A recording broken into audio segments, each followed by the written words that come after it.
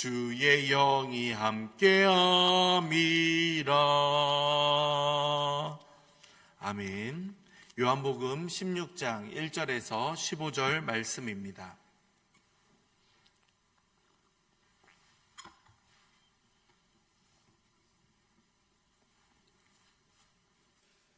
요한복음 16장 1절에서 15절입니다. 교독합니다. 내가 이것을 너희에게 이름은 너희로 실족하지 않게 하려 함이니 사람들이 너희를 죽일 뿐 아니라 때가 이르면 물은 너희를 죽이는 자가 생각하기를 이것이 하나님을 섬기는 일이라 하리라. 그들이 이런 일을 할 것은 아버지와 나를 알지 못함이라. 말을 한 것은 너희로 그때를 당하면 내가 너희에게 말한 이것을 기억나게 하려 함이요 처음부터 이 말을 하지 아니한 것은 내가 너희와 함께 있었음이라. 지금 내가 나를 보내신 이에게로 가는데 너희 중에서 나더러 어디로 가는지 묻는 자가 없고 내가 이 말을 함으로 너희 마음에 근심이 가득하였도다. 그러나 내가 너희에게 실상을 말하노니 내가 떠나가는 것이 너희에게 유익이라. 내가 떠나가지 아니하면 보혜사가 너희에게로 오시지 아니할 것이요 가면 내가 그를 너희에게로 보내리니 그가 와서 죄에 대하여 의에 대하여 심판에 대하여 세상을 책망하시리라. 죄에 대하여라 함은 그들이 나를 믿지 아니하며 의에 대하여라 함은 내가 아버지께로 가니 너희가 다시 나를 보지 못하며 심판에 대하여라 함은 이 세상 임금이 심판을 받았음이라. 내가 아직도 너희에게 이를 것이 많으나 지금은 너희에게 감당하지 못하리라. 그러나 진리의 성령이 오시면 그가 너희를 모든 진리 가운데로 인도하시리니 그가 스스로 말하지 않고 오직 들은 것을 말하며 장래 일을 너희에게 알리시리라. 그 영광을 나타내니 내 것을 가지고 너희에게 알리겠음이라. 무릇 아버지께 있는 것은 다 내 것이라. 그러므로 내가 말하기를 그가 내 것을 가지고 너희에게 알리시리라 하였노라. 아멘. 오늘 말씀을 시작하며 예수님께서는 내가 이것을 너희에게 이름은 이라고 말씀하십니다. 이것, 여기서의 이것은 무엇이겠습니까? 바로 15장 후반부에 나오는 세상의 적대적인 반응이다 라고 보시면 되겠습니다. 이렇게 적대적인 반응에 대해서 제자들에게 미리 말씀하시는 것이 바로 1절에 나와 있듯이 너희로 실족하지 않게 하기 위함이다 라고 알려주시죠. 이러한 적대적인 상황은 1차적으로 유대인들로 인하여서 발생을 합니다. 회당에서 출교를 당하고 심지어 목숨을 잃는 순교까지도 당할 수 있다라고 예수님은 경고하시죠. 그런데 이 유대인들이 이렇게 그리스도인들을 핍박했던 것은 바로 하나님을 향한 섬김이다. 이들이 이것이 바로 예배라고 생각했다라는 것이 얼마나 놀라운지 모릅니다. 이 2절에 나오는 섬기다, 하나님을 섬기는 일이다 라고 했던 것이 바로 이 예배를 드리다와 같은 의미이기 때문입니다. 이 예배, 이들은 더 나은 예배다라고 생각을 하고 착각을 하며 이렇게 그리스도인들을 핍박했다라고 말씀합니다. 유대인들은 잘못된 예배를 드리는 그 원인이 바로 하나님을 모르고 또한 예수님을 모르기 때문이었다. 이렇게 그리스도인들을 핍박하는 것이 하나님이 기뻐하시는 일이다라고 착각에 빠져 있던 겁니다. 바른 예배를 드리기 위해서는 바른 지식이 필요합니다. 그런데 이 유대인들은 바른 지식을 가지지 못했던 겁니다. 하나님도 몰랐고 예수님도 몰랐기에 잘못된 예배를 드릴 수밖에 없었던 것이죠. 바울을 떠올려 보면 쉽게 알 수 있습니다. 예수님을 만나기 전에 바울은 그리스도인을 잡는데 굉장한 열심을 드러냅니다. 이 모든 것이 하나님을 향한 자신의 종교 행위로 여겼던 것이겠죠. 예수님은 유대인들의 이런 열심과 핍박에 대해서 제자들이 어려움을 당할 때 그 이 말씀을 기억나게 하기 위함이다 라고 목적을 한 번 더 말씀하십니다. 그렇기 때문에 어려움을 당하더라도 실족하거나 배신하지 않고 굳건한 믿음을 가져야 된다라는 의도로 이렇게 말씀을 하셨던 것이죠. 이어지는 5절부터 마지막 15절까지의 말씀을 보면 예수 그리스도께서 보내주실 그 성령님이 어떠한 일을 해주시는가를 말씀하고 있습니다. 먼저 5절과 6절을 볼까요? 지금 내가 나를 보내신 이에게로 가는데 너희 중에서 나더러 어디로 가는지 묻는 자가 없고 도리어 내가 이 말을 함으로 너희 마음에 근심이 가득하였도다. 예수님의 말씀을 들었던 제자들은 이제 다가올 핍박으로 인해서 근심이 가득 차 있습니다. 그러기에 그들을 예수님은 위로해 주시죠. 예수님이 떠나가신다라는 말에 그들은 자연스럽게 근심할 수밖에 없었던 겁니다. 그들에게 세상의 핍박이 기다리고 있다라는 말이 또한 걱정으로 다가왔겠죠. 예수님이 함께 하시니까 라는 그 안도감이 이제 사라질 위기에 있었던 겁니다. 그런데 이 핍박 가운데 고통받을 제자들을 향하여서 예수님이 주시는 격려는 무엇이었습니까? 7절입니다. 함께 읽겠습니다. 7절입니다. 그러나 내가 너희에게 실상을 말하노니 내가 떠나가는 것이 너희에게 유익이라. 내가 떠나가지 아니하면 보혜사가 너희에게로 오시지 아니할 것이요 가면 내가 그를 너희에게로 보내리니. 아멘. 예수님께서는 자신이 떠나야 성령님이 오신다라는 사실을 말해줍니다.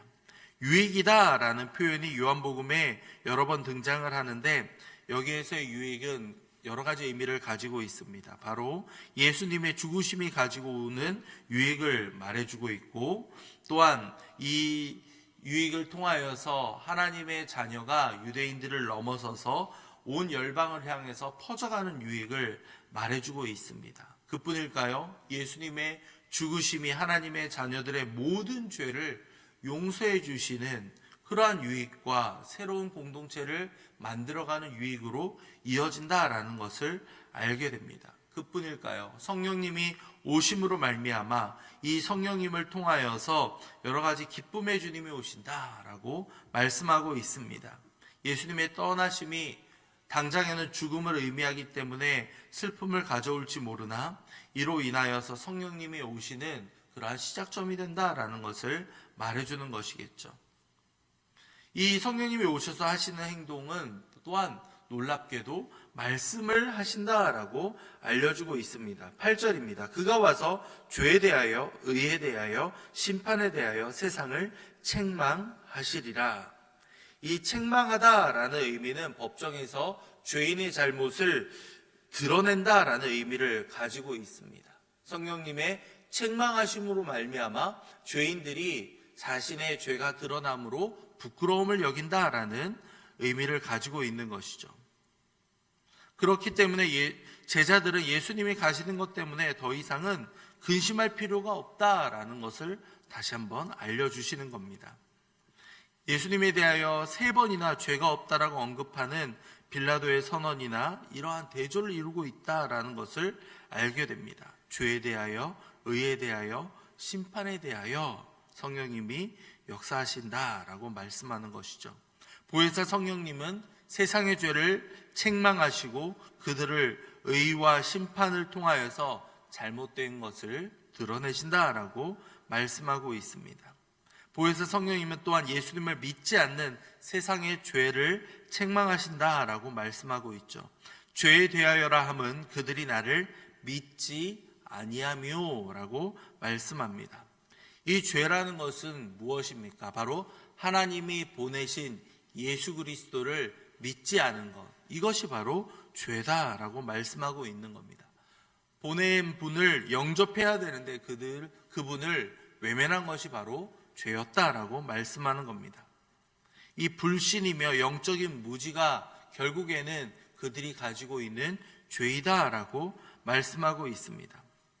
세상의 모든 윤리적인 죄는 이러한 불신으로 말미암는 것을 알려주고 있다라고 또한 이해할 수 있습니다. 하나님과 하나님의 아들을 인정하지 않기 때문에 모든 죄가 거기에서부터 파생되는 겁니다. 보혜사 성령님이 오시면 하나님 앞에서 불신의 죄가 다 드러나고 믿지 않는 자들이 그들의 불신으로 말미암아 정죄를 받고 심판에 이르게 된다라고 말씀하고 있습니다. 그뿐일까요? 10절을 보면 보혜사 성령님은 의에 대하여 세상을 책망하실 것인데 이는 세상의 의가 잘못된 것이라는 것이 드러난다라고 말씀하고 있습니다. 왜냐하면 예수님이 부활하시고 승천하셔서 아버지께로 가시기 때문이다라고 말씀하죠. 세상은 자신들의 의를 기준으로 해서 어떻게 합니까? 자신들은 올바르게 행동하고 있다라고 해서 예수님을 못 박았습니다.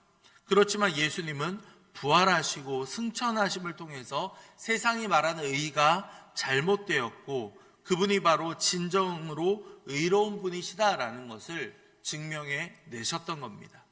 보혜사 성령님은 예수님의 부활과 승천을 기초로 해서 세상의 불의를 드러내신다라고 우리에게 알려줍니다.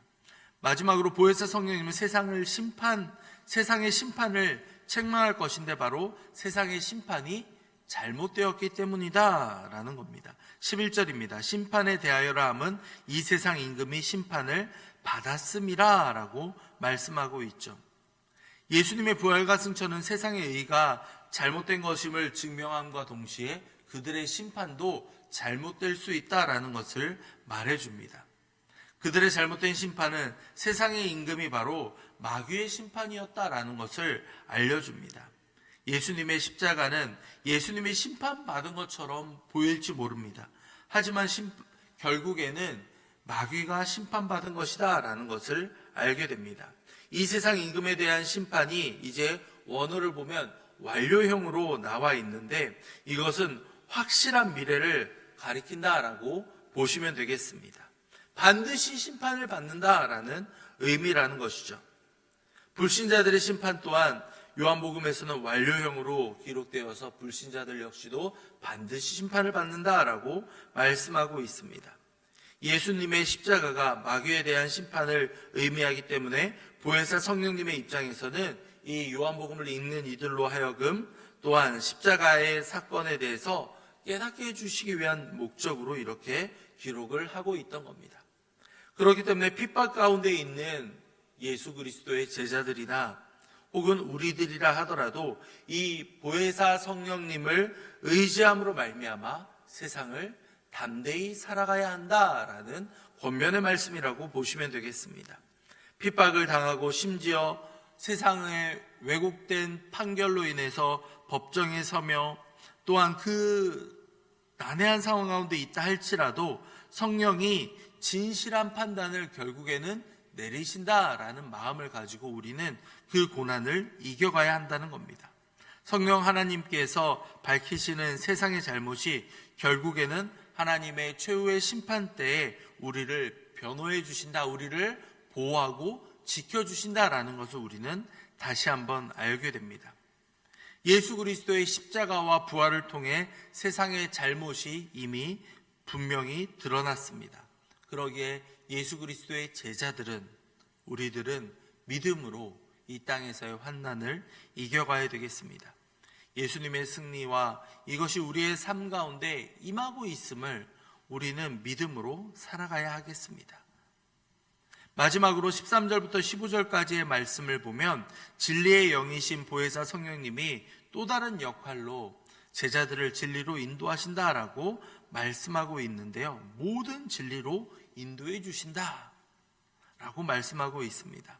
인도하다라는 이 표현을 보면 신약 성경에 5번 정도 등장하는데 여기에서는 하나님의 백성을 천국으로 이끄는 그러한 인도의 의미로 보시면 되겠습니다. 일찍이 예수님은 자신을 그의 양을 인도하는 목자로 묘사를 하셨었죠. 이방인마저도 인도하셔서 그의 새로운 이스라엘의 공동체로 그들을 이끌어 주신다라는 것이 바로 예수 그리스도의 말씀입니다. 진리의 성령님은 오셔서 제자들을 진리로 인도해 주신다라고 알려줍니다. 그는 아버지와 아들에게서 들은 것을 말씀해 주시기 때문에 그 모든 것이 하나로 연결됩니다. 장래일을 말씀하시며 종말의 사건을 말함과 동시에 또한 그들에게 닥칠 십자가와 부활을 의미하기도 합니다. 그렇기 때문에 성령님의 역할은 개인적인 예언이라든가 또한 여러 가지 특별한 상황이다라고만 보아서는 안 됩니다. 성령 하나님께서 말씀하시는 장래의 일은 결국 세상의 끝에 하나님의 구원의 계획이자 예수 그리스도의 십자가와 부활을 포함하는 구원의 역사이다라는 것을 알게 됩니다. 성령님은 제자들의 상황에 맞게 예수님의 계시를 풀어주십니다. 그리고 그 계시를 바르게 이해하고 적용할 수 있도록 도와주십니다. 우리 역시 마찬가지라는 겁니다. 성령 하나님께서 우리에게 깨닫게 하시고 은혜를 주심으로 말미암아 우리가 말씀을 올바로 이해하고 이 말씀을 우리 삶 가운데 실천해 갈 수 있다라고 우리는 알게 됩니다. 성령님이 이러한 일을 하실 때 예수 그리스도의 영광이 나타나고 또한 아버지와 아들로부터 받은 계시가 분명히 드러난다. 함께 역사하시는 삼위 하나님을 우리는 만나볼 수 있는 겁니다. 자, 이제 우리는 이 사실을 알고 나서 어떻게 살아가야 되겠습니까? 우리는 사람의 이끌림과 인도함보다 성령 하나님의 인도하심을 구하며 오늘 하루를 또한 시작해야 되겠습니다. 유능한 사람들의 이야기나 여러 가지 지도를 받는 것, 물론 우리 삶 가운데 필요합니다. 하지만 우리를 참된 진리로 이끌어가는 분은 성령 하나님이십니다. 성령님이 예수님의 말씀을 더 잘 이해하도록 도와주시며 핍박과 고난 속에서도 우리가 어떻게 생각하고 행동해야 할지를 가르쳐 주시고 인도해 주시기 때문입니다. 그렇기 때문에 이 성령님의 인도를 소중히 여기며 오늘 하루도 주님께서 말씀하시옵소서, 역사해 주시옵소서, 우리는 이렇게 기도하며 나아갈 수 있는 겁니다. 성도님들, 이 참된 축복을 함께 누리시기 바랍니다. 오늘 하루도 성령 하나님 우리에게 말씀하시고 역사해 주시옵소서, 우리의 삶을 올바로 인도해 주시옵소서, 함께 기도하며 나아갈 수 있는 저와 여러분이 되기를 소망합니다. 말씀을 생각하며 함께 기도하겠습니다.